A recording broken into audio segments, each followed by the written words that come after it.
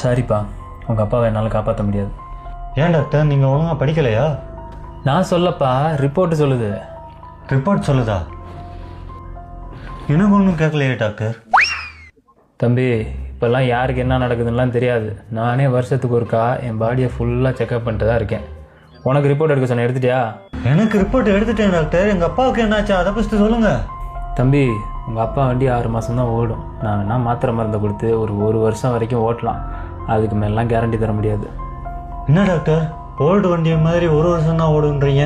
ஏதாச்சும் ஒன்று பண்ணுங்க டாக்டர். உங்கள் அப்பாவுக்கு ஏதாவது கெட்ட பழக்கம் இருக்கா? ஆமாம் டாக்டர், 4-5 ஃப்ரெண்ட்ஸு எல்லாமே கெட்ட பழக்கம் தான். அதை கேட்கலடா, சரக்கு தம்மு இந்த மாதிரி கேட்குறேன். சரக்குலாம் அடிப்பார் டாக்டர். நீ கேட்க மாட்டியா? நான் கேட்டால் அவர் காசு கொடுத்து அனுப்பிவிட்ருவார், நான் தனியாக வாங்கி குடிச்சுக்குவேன். உனக்கு ஃபுல்லாக தப்பாக உரம் தொலைஞ்சிருக்கு. தம்பி, உங்கள் அப்பா நுரையீரலில் தார அடிச்சுக்கிச்சு, கிட்னியில் பவளப்பாறை வளர்ந்துக்கிட்டு இருக்கு. ஐயோ, அதெல்லாம் கடலில் தானே சார் இருக்கும். என்ன பண்ணுறது, உங்கள் அப்பா உடம்புக்குள்ள ஒரு கேலக்ஸியாக இருக்குடா. குட்டிக்க வேணான்னு சொன்னால் கேட்கறது இல்லை. நம்ம வேறு ரிப்போர்ட் எடுத்துக்க என்ன சொல்ல போகிறாங்கன்னு தெரியல. இதை வரட்டு முடி ராஜா, உனக்கு இருக்கு. சார் வாங்க வாங்க சார், உங்களுக்காக தான் வெயிட்டிங். போட்டு வரட்டும். சேரில் கொஞ்சம் அட்ஜஸ்ட் பண்ணி அங்கே உட்காந்துக்கிறீங்களா? சரிங்க, இந்தா.